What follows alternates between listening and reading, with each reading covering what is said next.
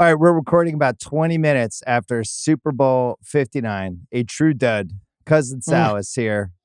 I was shellacked. My bets were shellacked. $1 million picks were shellacked. I can't wait to talk about something that happened in the game. Mahomes was terrible. Talk slow, Bill. I don't want it to end. The season ends after this hour, so I know, you're right. Talk very slowly. Let's savor the conversation. I'm going to talk slow as that Eagles when they had the interception touchdown. Oh, yeah. On the offsides, when the guy just should have basically run back and forth on the 1 yard line like you would do in Madden and make one of the Chiefs have to run 70 yards to tackle him. Yeah, he could have run off like a minute of the clock. You're right. He could have killed the last 7 minutes, but didn't matter. Well, so let's go positive because there's so many Chiefs angles, but let's go positive. The Eagles, who had an awesome season, who had 3 losses that if like 3 plays went different than the 3 losses, they were like an undefeated level team. Nobody kicked their ass. And then the last 2 games of the season, they kicked Washington's ass. They kicked the Chiefs' ass. How good was this team for you? I think they were excellent, and they peaked at the right time. I don't want to take a damn thing away from them. I mean, I'm a Cowboys fan, so this is a nightmare. I mean, just being a Cowboys fan is a nightmare, that part. But when did you put them in your top 3? Because I don't think it's in the last 2 weeks, maybe the 3 weeks. It's just weird. Like, we should remember this. Like, the best team, we may not even be on our radar until week like 21. But kudos to them. They deserve it. Both sides of the ball, dominant. Good for them. Well, we always felt like Baltimore and Philly were the best on paper teams, but we didn't know what that meant. And then when you think like Baltimore has got to be just absolutely kicking themselves so hard, where it's like, oh man, we probably could have done what Philly did to the Chiefs and we just weren't able to get to the game. But, you know, we knew the defense was there. I remember doing the $1 million pick scenario on Thursday, and it was like there was 2 games I felt like this could be. It could either be like that awesome Pats Seattle game back and forth, Chiefs win in the end, or it could end up being like that Bucks Chiefs game, the 31-9 game, when they couldn't block anybody, when they were off the whole game. And we talked on a bunch of different pods about how if you like the Eagles, just take them -9.5, take them -19.5, just take them in some sort of blowout situation. Because if it was a close game, the Chiefs' history was they're going to win. You were on Ringer Sunday pregame talking about all the same stats everyone else was: 17-0 in the 1-score games for Mahomes, 17-3 in the playoffs. The recipe to beat him was to basically beat the shit out of him and blow him out, which is easier said than done. The Eagles did it. It was great. Yeah, I think Mahomes actually may have been smart. He purposely got blown out so that he could still say he's won 17 straight 1-score games. His streak's alive. He's like, guys, I got the streak going. It was. Yes, you're right. I mean, this was the recipe. And like these, you know, they drafted all these SEC guys, right? The defensive linemen, all these Georgia guys.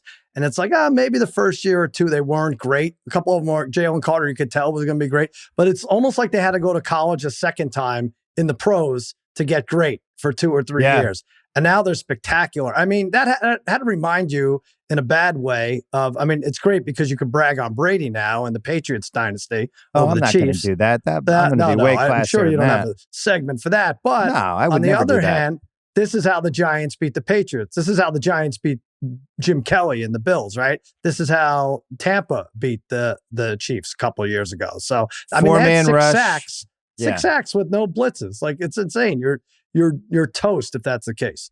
It was the worst fear if you're a Chiefs fan because you were already nervous about your line. You already felt like you were sneaking by game after game. You have a left guard playing left tackle, which we saw Jeff Saturday on Friday night, and we were asking him about it. Like, how hard is that to go from guard to tackle? And he was basically saying, well, when you're a guard for a reason. Your arms are too short. You're not tall enough. You're not quite strong enough. Your footwork's not quite good enough. That's how you end up being a guard instead of a tackle. And it's like when you're playing a guard as a tackle, it's usually a little bit of a dangerous sign. He meant to say it's as hard as going from NFL analyst to head coach. I didn't bring that up. He's a good fellow. Yeah. But so if you're the Chiefs, you're going into the game and you're going, well, we've gotten pretty lucky in some of these close games. Everyone's taking us. And we do have some holes that the right team could maybe get. But the recipe of this game wasn't what I thought, even though it was the blowout part. Mahomes was awful. Hurts was really good. Hurts didn't just outplay Mahomes. Like he badly outclassed Mahomes, which I thought was pretty nuts. Hurts outplays Mahomes, and everybody was saying all week, the Eagles have a better team. But, QB and coach, late game stuff, I got to take the Chiefs. And then the QB coach thing, they didn't get either of them. No, they certainly didn't. And now there's a lot of love, and probably deservedly so, for Sirianni, right? All he does is make the playoffs. He goes to championship games and won the Super Bowl and lost one. But, I mean, I looked like he was going to be fired in September. It looked like he was going to make it to Halloween.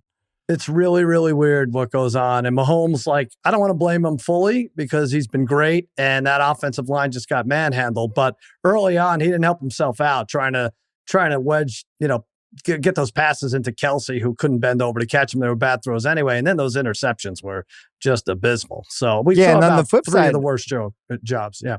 And Hurts was great. Even Hurts had that on the first drive. He had a perfect throw down the sideline to A.J. Brown that got called back for a pretty shaky pass interference, and then everybody had the same reaction. Here we go.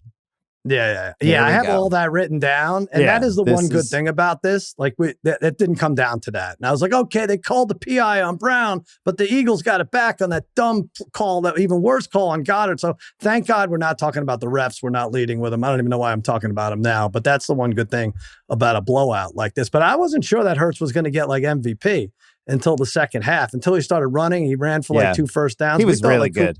Cooper DeJean could maybe sneak in, but they had to give it to him by the end. Yeah, he was, he only had 5 incompletions. He was 11 for 72 running. He had some pretty backbreaking runs at the perfect times. He had some really nice throws. I didn't feel like, other than that pick, which it was a pick, but it also wasn't like the worst thing in the world. The guy got tackled at the 2. It was a nice play, and they went 3 and out. I mean, they could not get a first down early on. But you think Barkley was 25 for 57. The Chiefs were saying, You're not beating us with Barkley. That didn't matter because, Hurts was getting these plays, and then Mahomes was just awful. I mean, so I'm looking big picture for the Eagles side of this. Incredible drafting. Yeah. For a couple years in a row, which is the key to everything. And this was, as obviously was so focused on that 20-year Pats run, and it always ebbed and flowed with the drafts. They always had Brady and Belichick. And it always came down to, could they get 2 or 3 good drafts in a row? And if they didn't, that's when the team started to fall apart. The Eagles had the opposite. They just nailed drafts. They had some luck. Like Jalen Carter falls to 9 because he had a pretty terrible car crash incident with one of his teammates, and he falls 7 spots lower than he should have. Even our guy Coop, he fell to 39. He was the 3rd best defensive back in the draft. The Pats passed on him, traded back, passed on him again. It's just over and over again. They're nailing these dudes. And then Barkley was one of the best signings of the decade. Yeah, it really has been just a master class for the last two and a half years. It's killing you. I can see the pain in your eyes. I hate it. It's really been a master class. Fuck this shit. What could be worse for a Cowboys fan? I don't want to make it about me, but that now, Jaden Daniels. That's what we do in this pod. We make it about us. What do you mean?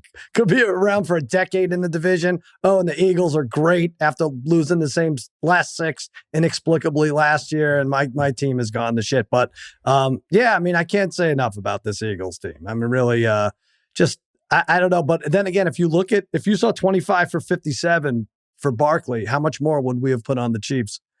I know. It's so you think even with this, even with the playoffs for the Eagles, right?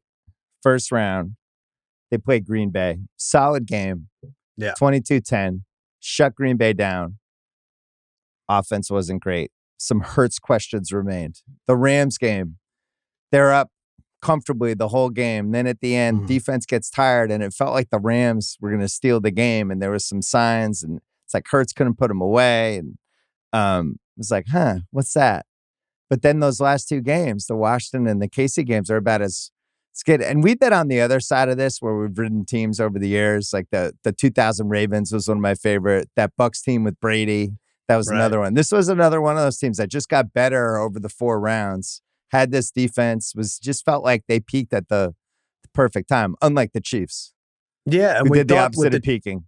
because all those games you mentioned, the Eagles won the turnover battle, right? And the Chiefs pretty much won the turnover battle except against Buffalo. But you always thought like, all right, it's not going to be the case that the Chiefs are going to get crushed in turnovers, right? And they did. It was 3-1 is a crushing, and 37-23 for time of possession is even worse. I mean, Mahomes ends up with decent numbers, but you can't say enough. We're saving that for next segment. All right. Couple things with the Eagles that we should just remember from a playoff manifesto standpoint. Casey was negotiating for that three-peat. That story came out during the week. That they were negotiating with Pat Riley about the three-peat and how to pay. That's going in the manifesto. I'm putting it in next year in the playoff manifesto. If one team is negotiating for what's going to happen after they win the title, that's immediately a fuck you. Like I can't believe I didn't factor that into anything. Oh, come on. You put that right on the chalkboard. This team's already negotiating after they think they're going to win. Are we going to? I don't know. That seemed like not nothing. You don't think? Did Pat Riley bet the Eagles? I mean, that would have been a nice hedge because he lost a lot of money on T-shirts and everything else now for this three. Pat Riley had $5 million on a parlay of Jimmy Butler's first game with the Warriors. I guess it is. I guess there were a bunch of red flags. But there's a revenge thing too, right? Because they lost to the Chiefs a couple years ago, so that was in there. But the lesson for me, and this was the single worst game to talk about ever since we've been doing this. Because almost the analysis didn't matter because it all came down to, well, the Eagles are better really everywhere, but you can't go against the Chiefs. Like that was literally including me and including you. It was like that. So now I feel like we're back. Now we can analyze football games correctly again. And now we can actually have takes because the Chiefs had kind of ruined it. Like the fucking Luka trade took over the Super Bowl discourse all week because it was it wasn't even fun to talk about this Eagles game. Well, now AD's out a month, and so now it looks like Dallas didn't get a steal. Like everybody was clamoring that they really won that trade. Now, though, no. You're right. Yes, you're right. We can go back to. I just don't think that. I don't know. Well, yeah, I know we spend hours talking about should this be 1? Should this be 1.5? Why? Is the number going to flip? It never matters. And you're right. We don't have to go because I felt like. Anybody I was just at a Super Bowl party who didn't know a thing about football can come in not watching and be like, oh, it's just tough to pick against the Chiefs. I'm like, shit, that's what I've been saying with Simmons for the last 2 weeks. That's what everyone was saying. I was should we just lose our jobs? Orleans since Friday. That was everybody's analysis was, well, you can't go against the Chiefs. Nothing else to add. The Chiefs are good. They win the coach quarterback and they win close games. So it's a long off season. I'll feel okay betting the Chiefs. I didn't want to lose this way though. Where Mahomes doesn't show up at all and the line there were no signs that the line was going to get overpowered. Was it like this? I didn't think that was the case. Well, why didn't this happen to the Rams? Even Washington, last week, Daniels moved the ball really well against the Eagles. And when you look back at the mistakes that they made, it was nothing that had to do with him. He was moving around. Felt like he was in control of the game. And then his supporting cast kind of screwed the game up. So, but on the other hand, they had 2 weeks to prepare. They obviously came in thinking if we can get a lead, we can, we're going to be able to dominate this game. And that's what I did. I watched the game. I was in the FanDuel suite, our friends at FanDuel. Look at you. Yeah, it was great. It was actually really fun getting some of the insights of, where people had too much money, not enough money, some of the props like that. And everybody, Barkley was under on everything. He didn't score a touchdown. So all those hit. The Kelsey stuff was way under. Mahomes was under for a while, but the big thing they were saying was the line never moved. Right. And even though everybody that we saw all weekend in New Orleans was like KC, the betting was pretty even. And a lot of the sharp money was on Philly. So the line stayed the same, which, is usually kind of a red flag. I think the public all thinks the Chiefs are going to win, but yet the line's not moving. Yeah. And the adjusted lines won, right? If they did take your advice and take the -9.5 and stuff like that. And the over, which wasn't looking good for a while, ended up coming in a big way. So, but I mean, there are some crazy things. I don't know, Hurts' first touchdown. You said they got beat on that, right? And let's talk about that. So Dotson catches a long touchdown. Yeah. Dotson was 85-1. Incredible. To be the first touchdown. they're celebrating. It seemed like a touchdown. Watching from the stands, unquestionably a touchdown. And then they review it. It's like, whoop, not a touchdown. All of a sudden, we're tush pushing.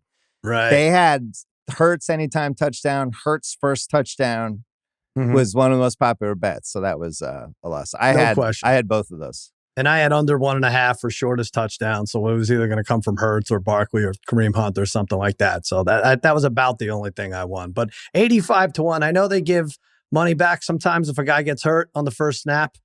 You should get a little money back if you had Dotson at 85-1. Right. It's just some pity money. 8-inch line. Yeah.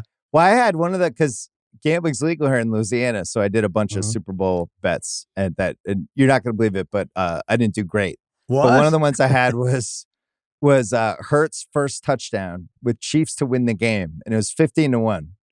So Hurts scored, and then you go in the app, and you can be like, you can get out of this right now. And I'm like, do I get out of this? I don't really like the way the Chiefs like, it's the Chiefs, it's Mahomes. It's like to the bitter end. Even when it was 17-0 after the pick six, you're going, this is his 28-3. He's going to come back, and he just never did. It jumps up on the app and like, what, Bill? This is a wellness check. You could get out now. We're going to give you 3 more warnings. Bill, please log off. All right. So with Mahomes, it was feeling at some point, if you were pro Mahomes, this is the guy on par with Brady, all that stuff. It was like, could this be his 28-3 game? Including when Coop got the pick six. It's like, we're now following the recipe for the 28-3 Falcons game. Then it gets to, 24-0. It was the same thing. It's like, okay. Yeah. This will be it. Maybe we're joking in the suite, like, maybe he's doing this intentionally. Maybe he wanted to add this degree of difficulty comeback thing to the whole Mahomes GOAT legacy that he ends up with the 3P with the huge comeback. That was not what happened, so. It was not even close to what happened. And I got to say, he was terrible. He was terrible from the first drive. He had that second down pass to Kelsey. They were moving the ball. They got a first down. They seemed like they had a little momentum. Kelsey over the middle and throws it way behind him. And I swear he must have had 10 terrible passes. I'm not counting what happened in the fourth quarter. The game was over. When the game mattered, it was the worst he's ever played by far. We were like, I don't know if you could bet on something like this, but like, do we hear Tuesday that he had rotator cuff tear or something? Because the throws were like a torn labrum. Yeah, or like a hip flexor. Yeah. I don't know. Because there was a couple plays where he was scrambling around and it looked like he seems physically 100%. Right. And then that's where it usually hurts you. But yeah, he could not get it. I didn't know what I was looking at. I was like, is it raining in there? Is it like it looked like a bad weather game too? I just hadn't seen him like that. I don't know. I don't count that Tampa Bay game. Like when they lost in the Super Bowl to Tampa Bay, you were like, oh, well. And that game was really ugly for a couple quarters. And they had the Andy really Reid thing that happened a couple days before with his family. And it's just the whole vibe of that game was off. This was different. Right. He was specifically missing guys. Like there was that one when he rolled out and he had Hopkins on the third down. And it felt like he could have scrambled for 20 yards or just thrown Hopkins a good pass. And he did neither and Hopkins dropped it. But it was like over and over again. He just sucked. Yeah. It was bizarre. It was like people were like incredulous in the stadium. Everyone was like, what's going on? Is he sick? What's happening? Your boy was giddy too. I mean, I think he went like 3 minutes without talking, Brady. He was just like giggling in the corner.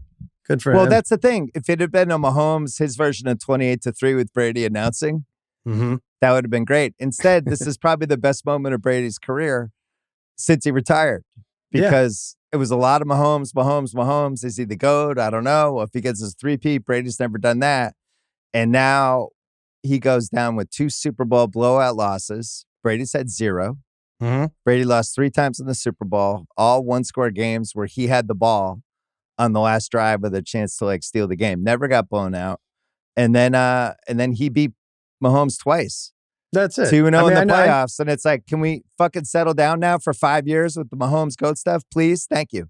I think you did buy yourself at least 3 years. 5 might be a lot. Yes. But because I thought like if he wins 4 next year, you could make a good case for it. But you're not going to like this. I still think his best Super Bowl in terms of grading this legacy versus Mahomes is the one where he beat Mahomes. Now, that wasn't with the Patriots, I'm sorry to say. But I feel like that's his greatest claim. That's his greatest claim. Him being better than Mahomes is him crushing Mahomes. Of course it is. His best Super Bowls were the Seahawks one and the Falcons one. Those were the ones. The comeback. But then that Seahawks game, being down 10, those 2 drives that he had against Seattle, that was outrageous. Well, I'm saying in terms of comparing him to Mahomes, I think you have to do the head-to-head. But I know he's beat him in the championship. But the three-peat was the only thing Mahomes could have done that surpassed anything Brady did. So now, Mahomes is about to hit his 30s. He's 3-2 in the Super Bowl. And the thing about the Super Bowl is it's really hard to actually win the Super Bowl. Yeah. Brady made it 10 times. He went 7-3. He easily could have been 3-7. He easily could have been 10-0, but Mahomes 3-2. So we'll see. Because Kelsey, I think, if they had won the Super Bowl, would Kelsey have retired? I would have bet yes. Yeah. I don't know what happens with that now. Chris Jones getting older. When we talked about hitting the drafts, they hit that McDuffie Karlaftis draft. Looks like they hit the worthy pick, but the offensive line is like really rough. There's other teams coming. The Chargers are going to be better. We saw Tyreek Hill on Friday. I was trying to get him to come to the Pats. Wasn't happening, but there was a team. Are you going to tell him what he said afterwards? What did he say after? I said, come to the Cowboys. And then he did the eyes thing. Like, I'm looking at you. I said, you may have to be our running back too. He's like, that's all right. I'm ready. So here we go. That is good news for Dallas. Well, and then somebody that was with them was like, watch out for the Chargers, and walked off. I was like, what do you mean? Can we bet this? I will say, though, but everyone's going, oh, the division, the coaches are so great in the division, for in the AFC West. Look out. They're still 4 games better than any of those teams. They're still a month better than the Chargers, right? So, they're not going away anytime soon. I don't think the Chiefs. As far as Brady goes, if you were in a coma for a year and you came out of it and you said, how is Brady? And I would have told you, oh my God, he had his best year ever. He took a gigantic leap ahead of Patrick Mahomes. You're like, what do you mean? By doing nothing. It's like, he was a C+ in the booth, but this was his best year ever. He somehow bought a majority stake of of Vegas for $10 million. He owns a team. He's the GOAT again. The GOAT almost got taken to him. Now he's back. Right. I thank you for calling him a C+ in the booth, by the way. Is that generous? Yeah. Yeah. That'd be a good teacher. Yeah. So tell me about the broadcast and Brady and how he was talking about Mahomes, and was there anything interesting? Because obviously he was just laughing the whole time. I thought it was embarrassing. It was like pointing and laughing. They cut away to him. No, I thought he was just fine. I'm not one to watch a lot, but Darren, I have like 44 bets. I'm not kidding. I have like 44 bets, and I'm constantly checking on them throughout. But he was fine, and he was like, sometimes this happens. And it seemed like he blamed the line and praised the Eagles, which he should have defensively more than getting on Mahomes' case. Their D-backs were great. Mm-hmm. They broke up that 4th and 3 that guy broke on him perfectly. Yeah. I was thinking about it from a Pats perspective. Because just trying to figure out, because they almost have this blank slate for how to put together a team now, right? Because they have the coach and the QB. They basically have nothing else except Christian Gonzalez and Barmore comes back. And it's like, how would you build this team?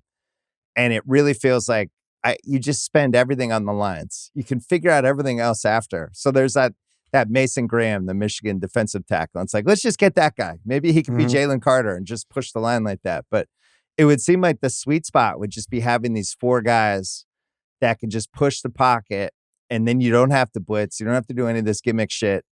And then you can kind of patch together everything else would be one way. How about to do the other part of the line? The one that Saquon ran for over 2,000 yards on. Right. They couldn't get it going with the Giants. Like, it's just, it makes a world of difference if you could figure it out. You don't turn the ball over as much when you own both lines. You win time of possession by 14 minutes in the Super Bowl. It's a pretty good thing. That's why, like, when the Dolphins, they spend half of their salary cap on Tua and the 2 receivers. It's like, how's this going to play out? I thought the Chiefs fan base, I got to be honest, and I'm sure I say this knowing this will immediately be thrown back in my face because the Patriot fans did the same thing. Yeah. Just needed maybe a 16-ounce cup of settled down juice. Oh, really? The chests were out. The chests were out this weekend. There was a lot of confidence, rightly so, because they had the best guy in the league and they win every one of these games down the stretch. And it was a fan base that maybe needed their version of what happened to the Pats in 2007 and what happened to the Pats and the Nick Foles, Doug Peterson Super Bowl and some other great teams where sometimes why didn't you tell John? You should have told Ham to calm down. Ham was introducing the starters before the game. That's what I'm saying. It's like, relax. He'll never do that again. They can't have him back. Wasn't Ham a Rams fan for like 40 years? He says he hasn't figured out that St. Louis, Kansas City thing. Yeah. No, he was with the Rams when they moved. He jumped to the Chiefs. Yeah. Have we litigated that? Do we need to have him on the podcast and really dive into what's going on here? I'm sure, he'll come on. You'll get lost in his eyes, and you'll be like, "All right, that's good. Good enough excuse." He's so for handsome. Me. Yeah. Can we talk about? Have you ever seen anything like how bad Mahomes was in this game from a great player standpoint? I was racking my brain because there was so much dead time during this game. I was taking notes. I wasn't expecting to take this many notes, but I was thinking Magic in the 1984 NBA Finals. Sorry, I had to work the NBA in. There we go. But Magic just sucked in the finals. He cost them a couple games. He wasn't quite Magic yet, though. They had won the 80 and 82 titles, but he wasn't he's the best player in the league. Peyton Manning had that New Orleans Super Bowl where he threw the pick six, and he was he was either the best player in the league or one of the best players. Yeah. But I can't really remember somebody who was this guy, everyone agrees, is the best player in the league, and he's in his prime, sucking this badly. It was almost like a Greg Norman golf major type of performance. The amount of throws that he missed and how frazzled he seemed. And then they're doing the stats at halftime, and this is one of the 10 worst EPAs of the last 50. All that shit. It's oh my God, this is the best guy in the league. This doesn't happen ever. Well, I'm trying to think what you can go Clayton Kershaw and everything, but I'm not about. But he was never the best guy in the one league. game. I mean, I was thinking Kobe MVP. 6 for 24 the first 3 quarters of that Celtic game when he just seemed like he couldn't hit anything. They won right? They won. He came back. You want to tell everybody they won? Yeah. They did win. Cam Newton won MVP that year. Denver won. But we never thought Cam Newton was the best guy. He was MVP. I know, but nobody was Cam Newton is the road goes through Cam Newton. It was he had a great season. No, I get it. Yeah. I don't know what to say. Montana against the Giants one year when they knocked him out, but he got knocked out. If you're counting Super Bowls, I think this is the best case. I mean, in the 70s, everyone threw for 125 yards and either won or lost. So Elway had some bad ones right before he won. He did, but it always felt like his teams were so overmatched. This was one where I felt like the plays were there. I know their pass rush was good, but he was also missing everything he did. He was missing open guys.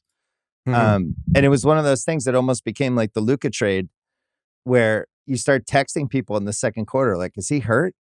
What's going on with Mahomes? Is there something wrong? Is he sick? What does he have? Bad. I've never seen anything like this. So, I'm looking at all of them now. I really don't think Carolina scored 10.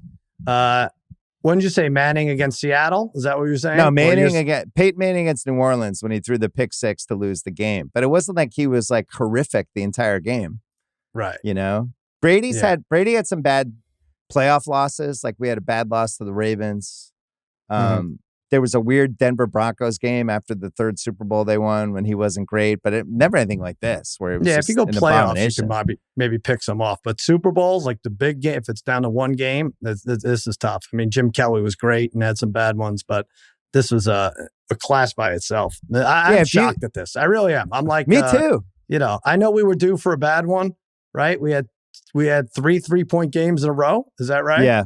And then the Tampa, Kansas City was the last bad one. 4 years ago, but it just makes me sadder because the season's ending and when it ends on a dud like that. I know it's harder to take. Well, I'm sure there's going to be a bunch of pieces the next 2 days trying to put this performance in perspective historically. Yeah, at least from a football standpoint, they'll have stats. So what he did in the last 2 drives will kind of fuck it up a little bit because it'll make it seem like it was better than it is. So you almost have to do the first 3 quarters. Guys, what is the equivalent in other sports of somebody who's fallen behind 40 Tom to 6? Brady? You're going to compare him to Tom Brady? You start compare him to Marsha Brady. How about that? How about we start there? Hands flying. I don't want to hear about Patrick Mahomes again. I don't want to hear about it again. That's it. We're done with the GOAT argument. That's it. I'm done. Get it out. Okay. It's time to go. Okay, Stephen A. We're done. I'm sorry. I wasn't even doing Stephen A. I was doing generic network ex-athlete guy. All right. You can pick 20 of them. No, I'm sure Stephen A. will not be kind to Mahomes. I have some silver linings for the Chiefs now. Hey, real quick, what was it when I left New Orleans? Because I left on Saturday. We were sad to see you go. Felt like 70-30 Eagles fans. What was it in the building? Half and half. Really? A lot of Chiefs fans. Yeah, a lot. Oh, it didn't sound that way. Wow. Yeah, the Eagles fans were just louder. Silver linings for the Chiefs. I think Kelsey comes back now. I don't think he retires on that game. One more year for him. Another dumb narrative that we got killed on. What did he have? 2 for 24? Yeah, I think he might have had a third catch in there. Another silver lining. Oh, yeah, we could talk about them normally again. Yeah. They're not Michael Myers anymore. You can't do it anymore. We can't do I know there's 17 reasons to pick this other team, but it's the Chiefs. That's done. We can now talk about football games rationally and normally without these fucking weird fear of this team. Pat Riley doesn't make any money. I think that's great. Terrible 2025 Pat Riley. Brady wasn't that popular as an announcer. I think that was a win for the Chiefs. Wait, what? Why? I don't know. I'm just throwing that in there. These are silver linings. Oh, okay. They didn't trade Luka Doncic in the last 10 days. They didn't trade Mahomes for Anthony Davis at a number 1 and then have Davis get hurt in his first game right after they gave an interview about how smart they were because they want guys who are in shape, but then mentioned Shaq as one of the guys, the great guys historically who stayed in shape. Shaq, famously never in shape ever at any point in his career. That was hilarious. I have no more silver linings unless you can think of any. I don't think there are any for the Chiefs. Yeah. Not too many, except that maybe they could stun us again, right? So it wasn't even this year. It was last year when they did it all on the road that we were like, oh, crap. Oh, they're back and they're a beast and they're better than ever. I don't know if you want to look at next year's lines yet or if we save that to the end. I want to do that next segment. I know. So if I'm the Chiefs, if I'm the PR, if I'm the Louis K of the Chiefs. Ooh. And, in my spare time when I'm not just focused on my 3 clients that I care about, and I spend barely any time with the other ones. Wait, if you're the Lewis, that means the Chiefs are going to get canceled in like 3 weeks. No, if I'm the Louis K of the Chiefs. Okay. So Jimmy would be the Chiefs in this scenario because that'd be a client who would actually care about, unlike some of the others. I'm spinning it. We were never that good the whole time. It was amazing we got there. Look at our record. You saw us in the Super Bowl. Right. When we played an awesome team, we couldn't hold up. We had no offensive line. We had no explosive playmakers. Our coaching staff is old. It's a fucking miracle we made the Super Bowl. We should be getting kudos for that. Interesting. That would be my spin. That's what a publicist is supposed to say. My client that's what Louis K sucks. would say. Yeah. No, it's just be like, no, maybe you should spin it the other way. We were pretty good. We're proud of the season we had. Just making the Super Bowl was an achievement. Yeah. We made 5 Super Bowls. Your Patriots won the first 3 Super Bowls by a field goal, right? Yeah. I think so. So that's what we were thinking. But Tom Brady showed up for Super Bowls, unlike Patrick Mahomes, who hasn't shown up for 2. We are fucking back. Drake May, Mike Vrabel, Tom Brady's the GOAT. We're back. Fuck you, Chiefs. Don't you dare call Mahomes the GOAT. He is not the GOAT. Take it Get back. off Goat Island. All right, so some gambling stuff from this game. We mentioned the Hurts anytime TD, first touchdown scorer. We had Coop had a pick 6. Yeah. What were the odds on the pick 6? Do we know? I think we had 30 to 1, right? 40 to 1? It was 15 for I saw 15 that there was a pick 6, and then it was 30 or 35 for the Eagles. I think I saw that. So yeah, that was amazing. Although we saw a few in the playoffs.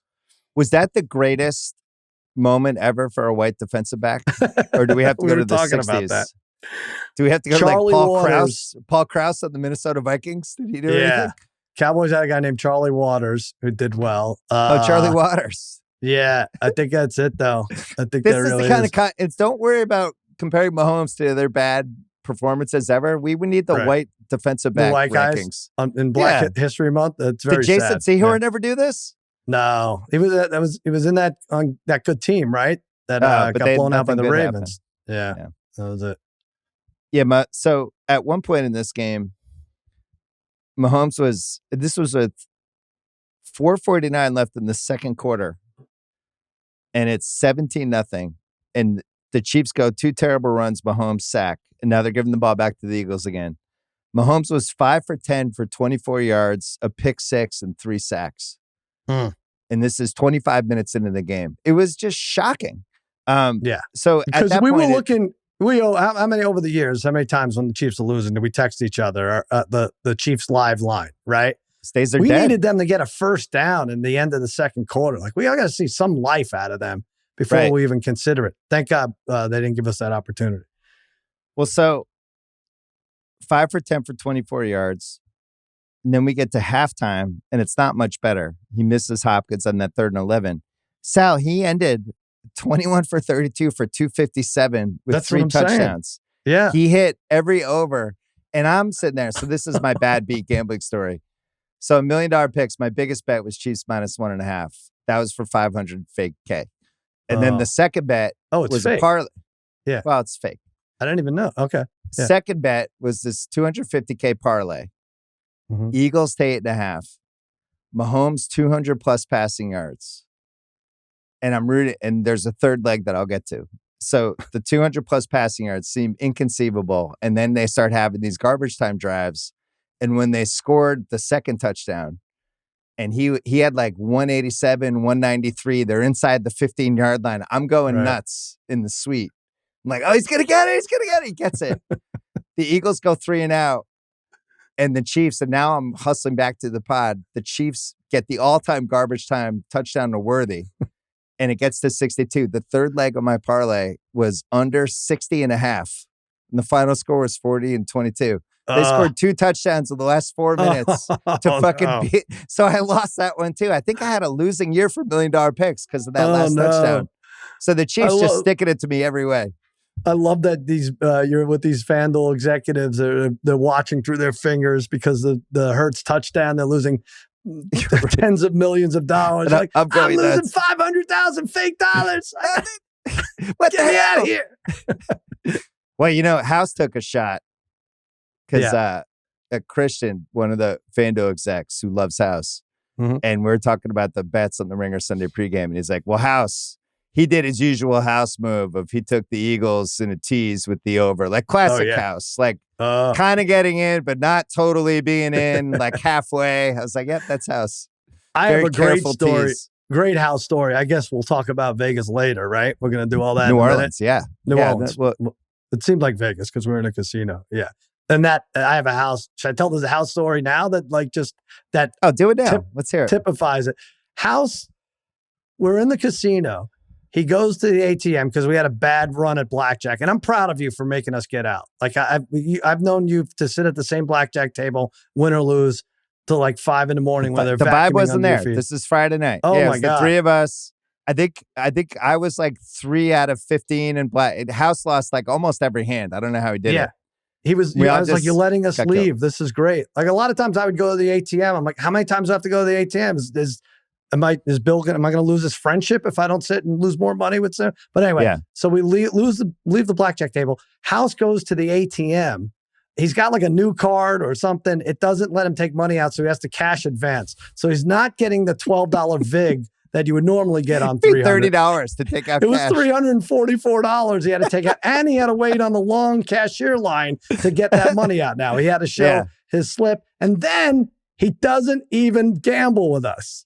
He didn't gamble. So we end up at a craps table with the fantasy football guys. He got vigged out. He said no. After he lost to the ATM, he said no. Like, that's responsible gambling. He's like, I can't even beat the ATM. I'm out. I'm not playing. But for some reason, paid them $40 extra not to gamble. So we ended up at a craps table with Craig and Danny from the Ringer Fantasy Football Show, who were having a great time playing craps. Awesome. And JJ's there. JJ John Jastrzebski, host of New York, who's had a couple and is dialed up to 10. And he was locked in. He's yelling at dealers. He's hitting points going, pay it. Screaming. Up. And then Raheem comes in, also from the Ringer Sunday pregame.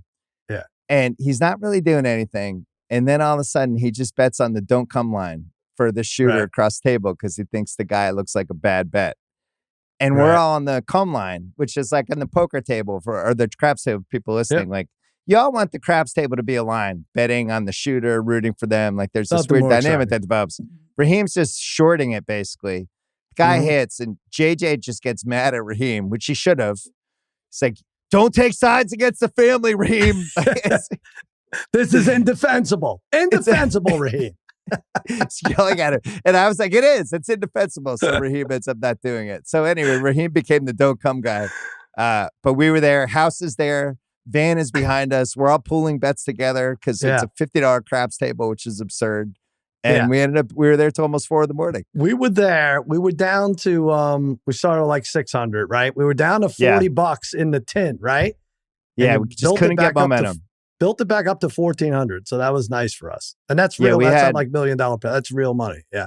Craig had a nice little run. Yeah. And then at the end of the night, I just got on a heater and I just wasn't throwing a 7 for like 30 minutes. Yeah. It was great. But what happens is when you start doing one like that and more people come over the table and people start betting and everyone's betting points and it's like 3 minutes between throws. I know. And you're just like, I'm hot. Get me the dice back. And this guy's like, give me a hard 10, give me a hard 6, give me 2 on this. And and by the time I blame the guy at the other side of the table. You know what? I think it's intentional. I think they slow play it because we were pretty conservative. We were playing the pass line, then we were putting odds behind it, fun. And we were playing the comp. But if you get bored and they take forever, that's when you're like, shit, if I have to wait 3 minutes between each roll, I'm going to play the field. I'm going to play a couple more numbers. I think that's where they rake you out. You were getting mad because there was a guy on the other end of the table who was pumping his fist because you were hitting every number except ours, right? Like, this guy probably made 15 grand off of me. You know, it was like, it's getting crazy. Yeah. See, motherfucker, you're icing me and making money for me at the same time. Then we finally hit the number. And then the best part was there's some bet that the fantasy guys were doing, which is like, you can bet 8, 9, 10, 11, 12. And somebody has to hit all 5 of those numbers before they throw a 7. And it's 30 to 1 odds. It seems inconceivable. And I was throwing it for so long, only the 11 was left. And then I finally hit the 11. And I've never seen those guys happier. They were like, first of all, they were arm in arm. You should post that picture. They were locked. I should post that picture on Instagram. For like 40 minutes, whenever they weren't rolling, they were like, come on, we could do this. They were locked arms together. They were like when the defensive line is watching somebody about to attempt a game-winning field goal. They had their arms around each other, but literally for an hour. Yeah. I love it. It was a Danny Kelly, right? That when they had a bet. I don't know what the bet was, but between the 3 of them, whoever lost, I think it was like a season-long bet. Whoever lost had to sit in the middle seat coming home, and they were on my flight and couldn't be entertained, couldn't listen to music, couldn't watch TV, couldn't read a book the whole time. And if they fell asleep, they would just wake them up. And Danny was in the middle. They let him watch the map. They let him watch the map on the Delta flight. I was like, these guys are good. This is it. That's hilarious. Yeah, it was great. It was a good hang. Everybody was in rare form, including Raheem, who was trying to short the table for some reason. I'm going to talk to HR about Raheem. I might have been an HR violation. Yeah, it might have been a little bit. JJ was the MVP, though, and he blew out my right eardrum, and I was covered in spit by the end of the night, but I loved it. It was great. When he showed up, you turned around to greet him, and you were about to roll, and so you took the dice over the table a little bit. Because I got excited. I didn't know he was there. That's a dice violation. I'm like, oh, and then I'm calling it like an announcer. He's got one more dice violation, then he's out of here. He's going to have to go back to like a flagrant foul. Yeah, exactly. But then when you would roll it and would kick off the table, JJ would yell, "Same dice, same dice." He'd yell at the dealer, and the dealer's like, "It's not. You're not even rolling. Shut up." I know. Like he had this superstition about same dice. I gotta say, he really did get the energy going. Screaming, "Pay it!" at the dealer. You're not gonna believe it, but the dealers they don't love being screamed, "Pay it!" Right. It's kind of you hit job. the eights, pay it. And $1 for you, bro. Do what you want with this. This is $1. So that casino used to be called Harrah's, and I guess technically still is, but now it's a Caesars. But I've had, I think, of the most fun gambling moments in my life. For some reason, at least 5 or 6 of them have been. It's just my favorite place to probably play blackjack or craps. The dealers are all nice. They're all from here. They seem like they are, and they're just like they move at a pace, so you feel like they're not just trying to rush you out. You know, it seems like they're rooting for you. Like when you bet for them, they really appreciate it. And I always really enjoyed it. It's right in the middle of downtown. I didn't leave understand and why. Just walk to where you're going. I thought it would be packed, by the way. I was there the night before. We could have sat any blackjack table on Thursday night. Well, they jacked the prices up. Yeah, but $50 is in Vegas, that's any Saturday night, right? At a decent hotel. Yeah. But it seemed like everything was 50, 100. So I think it was scaring off people a little bit. Any other gambling stuff? Jake Elliott was way over on all his total points. I thought he had a shot at MVP for a minute. I mean, he had 4 extra points and 4 field goals. He actually had to kick 7 field goals, but with all the false starts and everything. Hurts MVP was what? Plus 280? Yeah, plus 280. But Hurts' most rushing yards was like 6-1, I think, right? Oh, did that hit? Yeah, he had 72. Barkley had 57. And then Mahomes had 25. Like that was the highest on the Chiefs.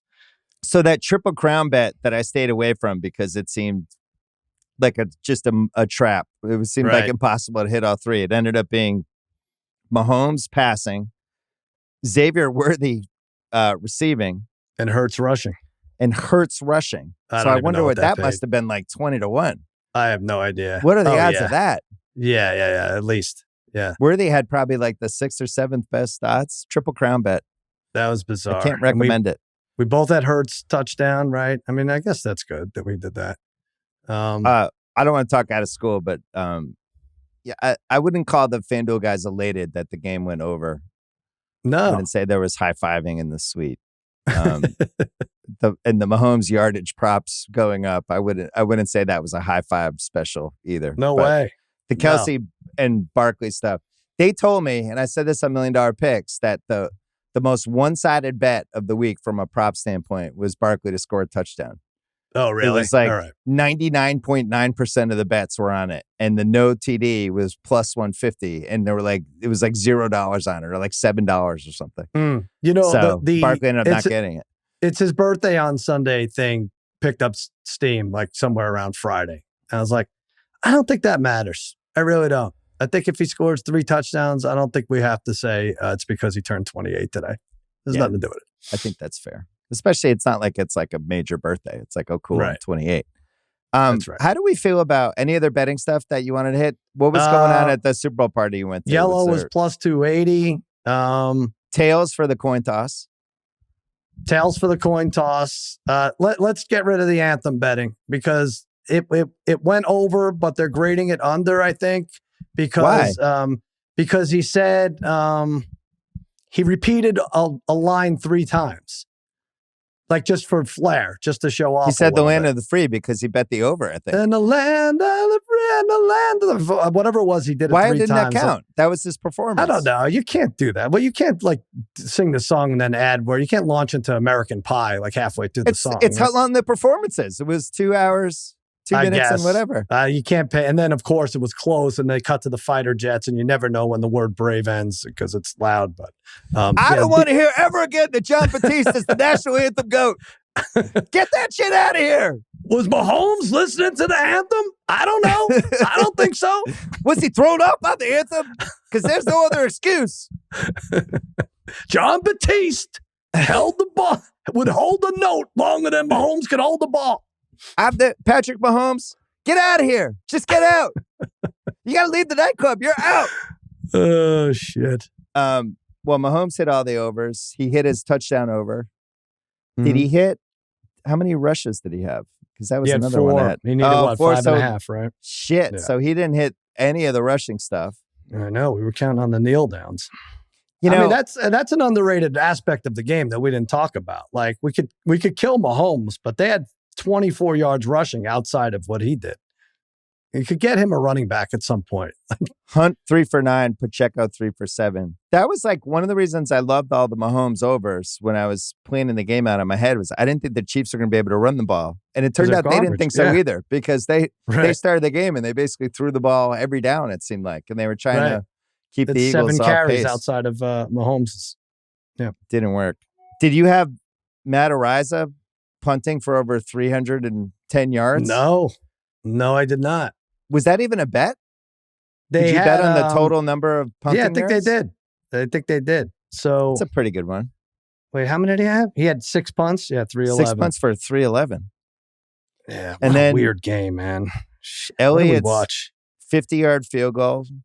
Oh, you had people in the suite were congratulating me on your behalf that the Devontae Smith, that long pass. That was one of your favorite props. 20.5. Yeah, I mean, he had killed this defense, Spagnuolo's defense. I mean, that's another thing. Spagnuolo's got to take a hit too. But yeah, his last 3 games were average like 95 yards against KC. It's tough though when your offense is such dog shit. I think it has to start affecting the defense at some point, because the defense did get a couple stops, and they got the interception when it seemed like the Eagles might be going up 14-0. They got the ball back, and then just over and over again they were just getting kicked in the nuts by the offense. Yep, it's unusual. Well, it's the saddest time of the season. There's no football. There's no Guest Alliance for next week. You are our Guest Alliance champion. Two legends fell this season. Me and Guest Alliance. That's right.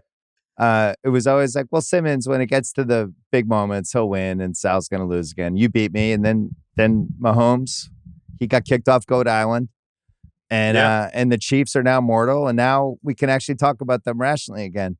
And we could talk about the refereeing. Like, it was really getting me mad. You saw like me and Hench going at it. I'm like, yeah, you got mad at Hench. I know, but everybody's got to go crazy with the calls, and it was like, he got. Brown, the AJ Brown pass interference to start the game. He hit the guy in the face mask 3 times. Everyone's like, that. When the booth says, "Oh man, I don't know if I call that there," that doesn't mean it was a terrible call. Like, why do we have to make that leap from that could have gone either way to, oh my God, that was the worst call? Oh, it's fixed. Calm the hell down, everybody. Jeez, but at least we don't have to worry about that for a minute. I hope. I don't know. It's nice to not have to talk about the referees. So we have NFL next year. I'm going on FanDuel right now. Do you have the odds? I do. Okay. I'm going to see if I can find Eagles and Chiefs favored. Wow. That never happens. What, anything surprise you on those odds? I'm seeing 650 plus 650 for Chiefs and Eagles, Ravens 7-1, Bills 8-1, Lions 9. Ooh. That Lions 9-1 and Niners 14-1. I'd like to. I'll book those bets from people if really they want. Those two? I think those are. So we should talk about this with the Chiefs too.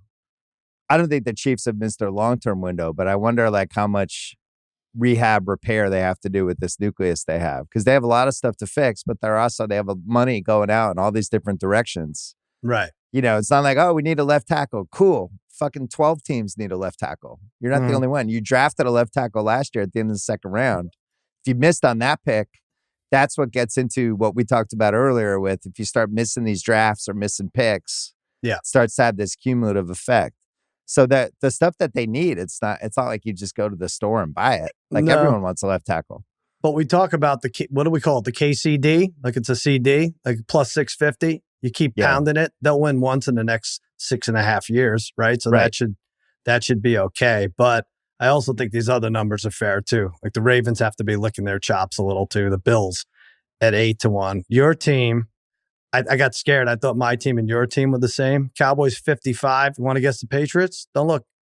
I just looked, but tell us anyway. 150. 4th from the bottom. Is that fair? Ridiculous. I promise you we won't be the 4th worst team. I love this. I love it. We're going to go 10-7 next year. Wow. We're going 10-7 next year. I don't know that for a fact. If we hit, just because Brady is better than Mahomes conclusively, it doesn't mean the 2026 Patriots are going to be good. It's not just that Brady's better than Mahomes. Mahomes has to leave Goat Island. Get off. Take a hike. Get your suitcase and leave. Take your wife with you. Take your dad. Take everybody. You're out. You could take a ferry. You could swim back. You could jump on a raft. I don't care. Get off the island. You're off Goat Island. You can take Donna Kelsey. Take her too. Look, just looking at these blindly, Chargers 29-1 jumped out of me. Yeah. Commanders 23-1 have to be taken seriously because they laid a nice foundation, have a good QB and a good coaching staff, and have some stuff that they can do in the offseason. And then what about the Rams at 30? I know we don't love them. Well, it seems like they're selling off guys though. Like they're trading Cooper Kupp. What did he do? He wasn't key to their success. They kind of played the Eagles better than anybody though. Is Minnesota at 33-1 nuts? Like, what if JJ McCarthy's good next year? With the right. Know. I was going to say, what if I told you Sam Darnold sat in an aisle seat and coached with me on the way back? Does that affect your odds anymore? Yeah. Did that happen? It did. Really? Yeah. He's gonna sign like a 50. Well, maybe he couldn't find a flight. It was it was a tough flight to book if you weren't trying to leave New Orleans on a Saturday. Yeah. Baltimore 7-1. I wish those odds were better because that's a team I would think too. Like if they were in the 10-1 to 12-1 range, I'd be excited about it. Green Bay 2-1 would be a sexy pick. I'm not doing it. Houston 27-1 with some receivers coming back and a couple more draft picks, maybe. Bad division. I don't know. I like the Rams and I like the Bills again. The Bills also, we didn't talk about them. How pissed must they be that they couldn't beat this Chiefs team, get to the Super Bowl?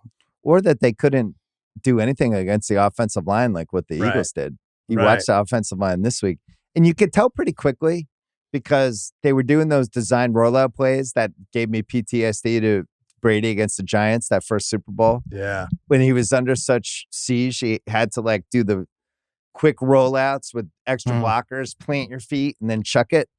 And they were running those in the first quarter. And I thought, I was saying to Tommy, who I went to the game with, I was like, this is not good if they're running that kind of shit. That means they think they can't block these guys at all. Tommy and then Hearns? we could watch Tommy Hearns. The hitman Tommy Hearns was the thing. But you could see it. Yeah. I don't know what I was picking up during the game, whether the TV was, but you could just watch like the four guys pushing the line and all the other guys kind of coming back. And the Chiefs receivers weren't really good enough to get open. You know, it's the greatest advantage in sports, being able to rush a quarterback without blitzing. And so Mahomes was bad because he missed guys, but I could also, there were other plays where he just didn't have guys. There was nobody to throw to. He didn't want to throw interceptions. Real quick, MVP, don't look. Who do you think's favorite? No, I just looked. Well, we would have said Lamar or Josh. Yeah. Lamar plus 450, Allen 500. It's Drake May. Mahomes 700. Drake May, 60-1. He's not on there, is he? Yeah, he sure is. He's right in there with Sam Darnold and Michael Penix. Sam Darnold just a whiff ahead of Geno Smith. By the way, Bryce Young is on there too.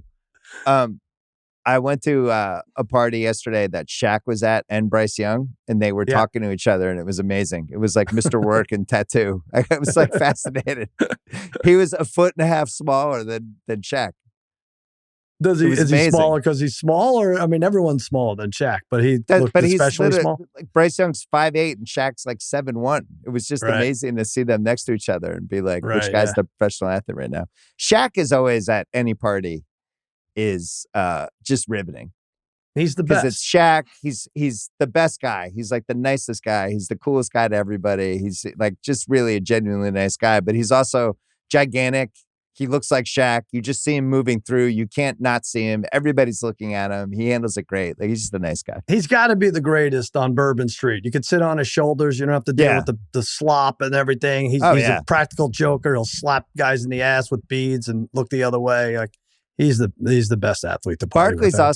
Barkley's the best celebrity I've ever seen in public, just with how he navigates all the people around him. Because he's big, really? He's obviously 6'6", so you notice him right away. But he just loves people just gravitate to him. Shaq's a little like that too. So we have any other future ads?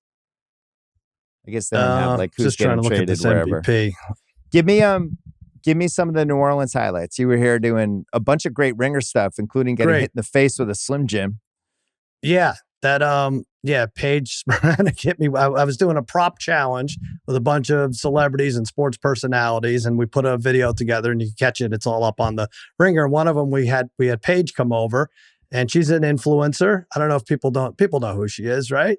Yeah. And we had a bunch of challenges. We list, you could hit this golf ball. I know she's into golf. You could catch this roll of toilet paper. We could do a Slim Jim slap fight, and she's like, I want to do that. And so we each hit each other with a Slim Jim, and I hit her lightly as a gentleman. And then she stands up and smacks the crap out of me in the neck with a Slim Jim. And I had a welt on my neck for the next. I'm like interviewing Marshall Faulk with this giant welt on my neck, and I'm like, when did the welt go away? It went away like on the plane. Like when you saw me, like it was dark, so you probably couldn't tell. But it was staring at me at the craps table. But yeah, so I was like, wow, it's got over 1 million. I'm like, how does I make this the biggest thing I've ever done and my wife not find out about it? It's so anyway, that was a lot of fun. There was a lot of great stuff on JJ's like, don't put makeup on that welt, bro. Roll the dice. Bro. Same dice. Same welt. Don't go against the family. Don't have a watch. Same welt.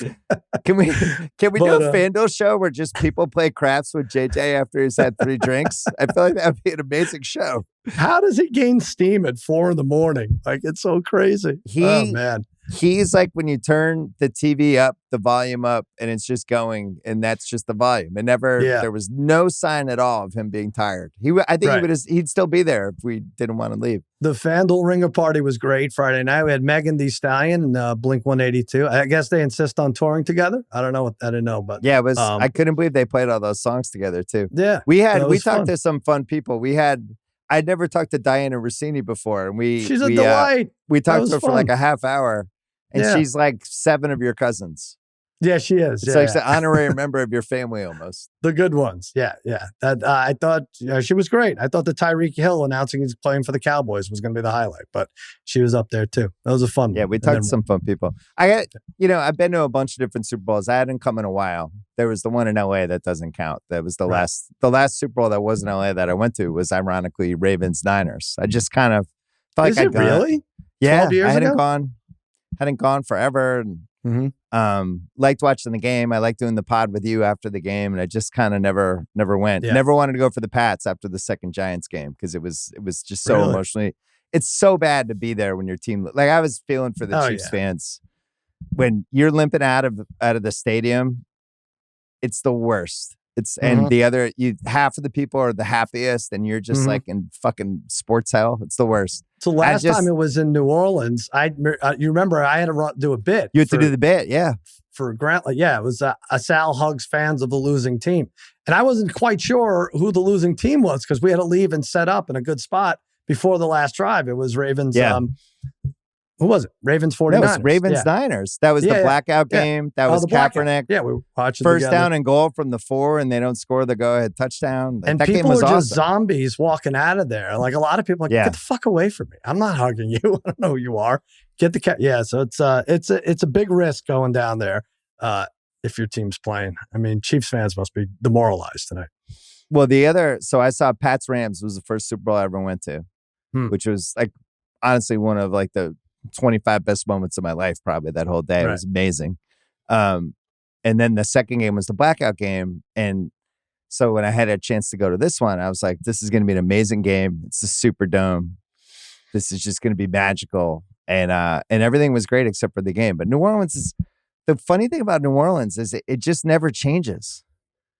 Like you go to, and I mean that in a good way. It just feels exactly like it did 23 years ago. All the streets are the same. A lot of the hotels are the same. They don't really. It's not one of those places where there's like 17 crazy new things that are up.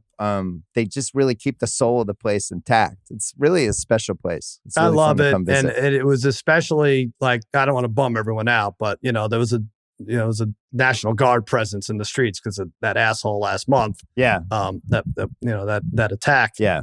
So that was a bummer, but the spirit of the city. I mean, it's one of. Would you keep it if they said, Bill, 3 or 4 cities rotating, or do you just do New Orleans? Do you said this Vegas? For 20 years? No, to me it's Miami, New Orleans, Vegas. That's it. And I think you could make a case for LA because of.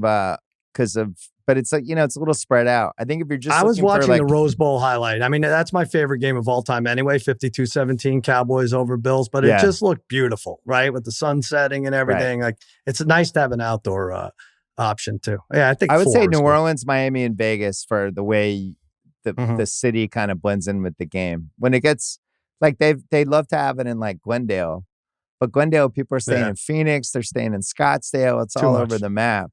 It seems like they're getting out of the habit of putting it in cities just because they built a stadium. Mm-hmm. like when they were doing that with Jacksonville. Yeah, no Atlanta. We don't need Atlanta. We got New Orleans. Yeah, I would go New Orleans 10 times over Atlanta. Well, the other thing with New Orleans is it's really hard to get hotel rooms here. So the ticket demand, it's almost easier to get tickets than it is a hotel room anywhere near where the game is. So a lot of tickets were down lower than face value. Right. Yeah. Tickets dropped. And you could get it on the market today for face value or lower. But what you couldn't get was a hotel room because there was none. And it's really hard to get in and out, obviously. But that's it's why really cool. they dropped, right? Because if you're not going to get in a hotel, then the tickets drop. It's a fascinating market. Yeah. Did we Super Bowl in Dallas? Did we do that? Yeah, we did. I went to that one. That was kind of, I thought that was a pretty good one. The weather was terrible, but it was, that was okay. But yeah, wouldn't you say Vegas, New Orleans, and Miami? Those are the four. I would add LA back into it. I really love watching those Rose Bowl games. But yeah, those, if you have to go three, I think those are the three. Because San Diego's out because they don't have a team. Right.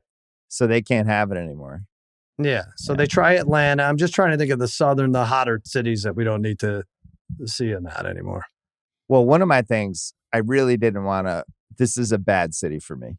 And you've seen it in action, especially like the Super Bowl 12 years ago and NBA All-Star and just bad. There's a lot of bad choices here in New Orleans. It's not, and I'm not unproud of the decisions. It's just like you kind of lose. It's got food that you probably shouldn't keep eating, but you can't help it. It's got the best dessert. Yep. It's got the casino. It's got a bunch of other stuff. It never closes down. And you can really make some mistakes. I try to be on my good behavior. I was so proud of myself. Didn't have a drunk cigarette. No cigarettes? I bet over 1.5 cigarettes. No, you lost. That was an L. Yeah. I lost all my prop bets. You lost on that and you lost on Mahomes. Being in Goat Island! And you can forget about going to Santa Clara next year for the Super Bowl. The 29th worst city to have a Super Bowl, by the way. Oh, that's the other thing we were talking about is like next year's Santa Clara, which is we did the WrestleMania in Santa Clara. It was a mess. And that was WrestleMania. Super Bowl is like a way bigger event. It's really hard to move spread around. Out. Yeah. I know. Yeah, New Orleans, great job. As a great city, great food. Love being here. It's a one of a kind. I said cool Wednesday, place. I was like, I have to mix a blackened chicken salad into this rotation because just some lettuce. I'm just going to die with these roasted oysters with Parmesan. This is the best thing I've ever had. Never got it. So I can keel over any day. Never happened. Yeah, they're frying and they'll fry anything here. Yeah. But they just don't care. Anything's possible. Anything else you want to hit from the week? That's it. I mean, I have a parent corner kind of thing, but I don't know. Is that another break? Do a parent corner. We're good. Well, first of all, I went to a small party. Oh, no, before that, what's the age where you stop buying your kids anything at the airport when you come home from a city or a game? Or thinking about bringing them home a gift or anything? Yes. I'm going to say probably age 7 or 8. Thank you. Okay, good. Yeah. All right. I win that argument. I'm going to quote you as the gospel. I don't hear why I have to hear from everybody and bring a gift back. These kids are bigger than me. Did people make you feel bad? Who made you feel bad? Yeah, of course. Yeah, the people in this house. The second thing is, I've been down on squares and pools and stuff for Super Bowl, but when I see how excited the kids get, and it's like their first, dipping their toe into gambling, I like the Super Bowl squares pools at parties now. I really do. And even though it's me collecting at the last second and drawing the numbers like while they're kicking off and everything, it's terrific. I hate putting it together. And then I see like kids like, no, I have 2-1. But why? They're going for 2-point conversions. Like 8-year-olds screaming at each other whether they should go for 2 points or 1. So I'm back in. Well, this one, the 0-2 is the final. Could not have been on a lot of 0-2, not good. Yes, that's not something you would buy on FanDuel. Yeah. Seriously. But my oldest kid who's in Oregon won because I put his name in, and he's like, you know what? Just give it to all the little kids at the party. And I was like, well, you're no son of mine. I would never do that, but sure, I'll do that. So that's that. That's really the parent corner. I'm back in on squares. But also, is this the biggest Venmo day of the year? Oh, that's interesting. That would be a good Venmo ad. That should be a Venmo Super Bowl ad. Biggest day of the year. We won't tell anyone if you don't tell anyone. Like one of those kind of things. It's what happens. What happens in Venmo stays in Venmo. That should be their strategy. Right. Yeah. We forgot to talk about the halftime show, by the way.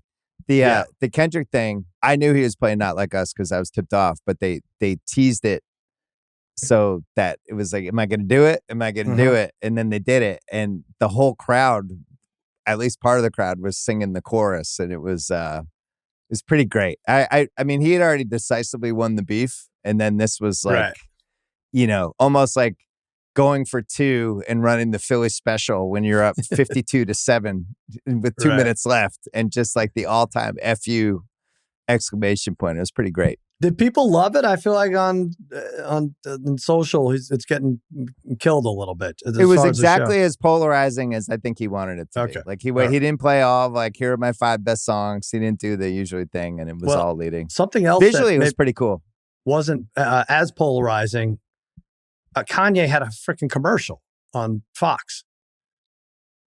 What? I'm not joking. What was the commercial? I don't even know what the hell it was. We were all staring at each other like, what is going on? He seemed to be in a dentist chair.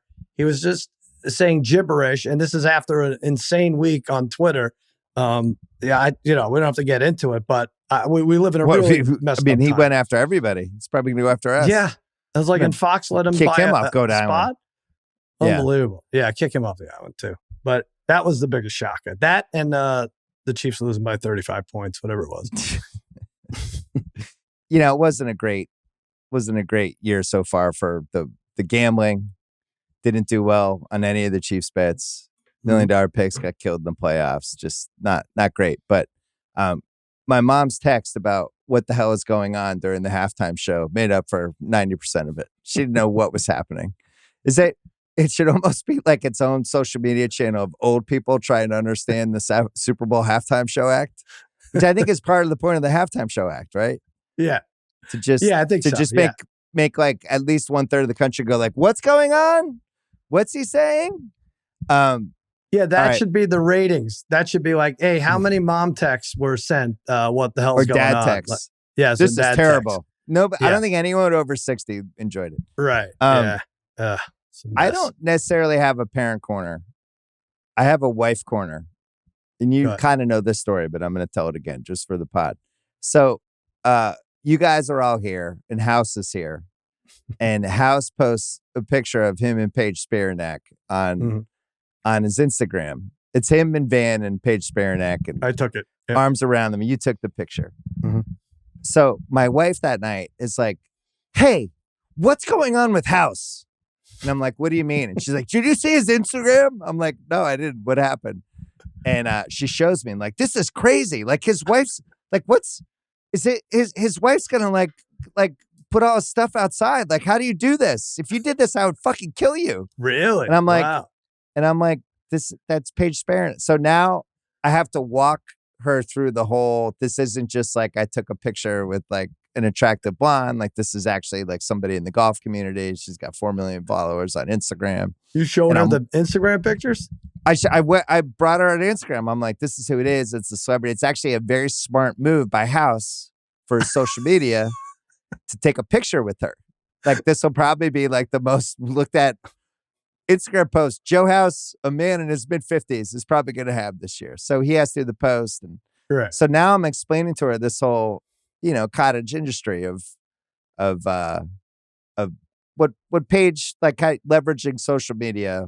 Boy, I wouldn't think leading your wife to Paige's Instagram page would be the move, but this worked? No, she was pro Paige. She was like, oh, I get it now. I see it. Yeah, more power to her. She didn't understand why House was doing that. She thought it was like some sort of like midlife crisis. My marriage is in the tank thing. So I had to walk her through it and then also introduce her into the world of social media and sports and how it takes some twists and turns. It was very exciting. So when you said later that your wife might not have been thrilled about the Slim Jim, like, you know what? We're all just trying to stay relevant here in the old sports media world. It's all about clicks. I'm not going to end up probably with that woman. Yeah, I don't think, I'm not interested in her. It's fine. But, Joe House, not a polarizing guy. I've never had a fight with him in 37 years. Of course. One of the highest approval rating people of anybody who I'm friends with and beloved by my wife. And it was like the first time she's ever been mad at Joe House. I didn't last, but it was like shocking for taking money out of an ATM and not gambling. Like that to me is a worse offense than any of the Page. Knocked him out of Goat Island. My wife today, the Chiefs are down. I don't even know what the hell score it was. And she comes up to me, and I obviously have a lot of money on the Chiefs. And she says, "Boy, Chiefs are getting beat bad. This is not what I expected. Is this what you expected?" And I'm fucking hemorrhaging money at this point. And so I think I just I think I ran to the bathroom and cried. You have no belt for your pants anymore. You've lost everything. It's still there. Yeah, it's weird. Like, dead wrong about the game. Don't even feel that bad about it.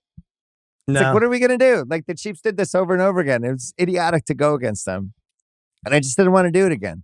After that Ravens game last year, I just don't. I just didn't want it. So now we can treat a football season normally. Yep. Now we can just bet against them. Now we don't have to talk about this mystical thing, whatever. And just have some opinions. And now there's room on the island. Now the island is back. The penthouse suite is opened up on Goat Island. Tom Brady's back. That's it. All right, Sal. So this is it for yet another football season for us. This is season 07 to 16. I think this is season 19 for us. I'm like Sirianni with the anthem. So next year's our 20th season for Guess the Lines. Oh, it is. Oh, we got to do something. Yeah. Yeah, because we started in 07 and next year's, is it? No, it's our 18th. I can't count. Maybe 19. This is 2024 season heading into the 25 play. Yeah, so we got to do like an SNL thing, like do like a retrospective, have all the great music that's played, everything. Well, this is about as bad as I can remember doing the playoffs in a while. Just never had a feel for it this year. The playoff, oh yeah, the playoffs in general. But we're gonna do some basketball stuff. You still got Against All Odds, and you still have the Against All Odds through Pop the Ringer Tate show. Yeah. But you're gonna come on a couple times, and then we're doing Masters. We're bringing Baby Doll to the Masters this year, and that's the most important sports moment of the year for everybody. We got basketball coming. You got the NBA. Now you can watch NBA. Now you can care about NBA. I'm excited. I can't draft, believe the AD didn't work. We can bet on the draft. We got draft props. Yeah, we'll be right there. Yep. Shedeur Sanders over unders. Pro Day in a few days. We'll find out who won the next gen stat prop on FanDuel for fastest player. Wouldn't that be Worthy? Worthy had to have gotten the fastest. Oh, right? I guess so. Yeah, with that. Yeah, I don't know. Yes, Smith got down the field pretty quickly too. Anyway, yeah. Well, I'm going to miss you. This is always bittersweet for me. I would have liked to have gone out on a win. We can always just call each other on the phone or just see each other in person. There's that. Yeah. All right. Thanks to Steve Cerruti, Kyle Creighton, and Kahau as well for producing this all the way through. We did not do YouTube Live this week because I'm in New Orleans, but we had a lot of fun doing that too. Thanks to everybody for spreading the word for us. And I got new rewatchables coming tomorrow night too. So it's a big movie from the 80s. Any guesses? Really? Big famous 80s movie. Oh, I'm going to guess wrong. Haven't done it yet. Well, you've done all of them. No, there's a couple left. This is a big one. Very excited about it. It's SNL related. Coneheads. It's not Coneheads. Oh, forget it. Blues Brothers. We did the Blues Brothers. Oh, that was close. Yeah, it was excellent. Time. Anyway, that's coming on Monday night. So, Sal, last time of the year. Good job by you. Good job by you, buddy.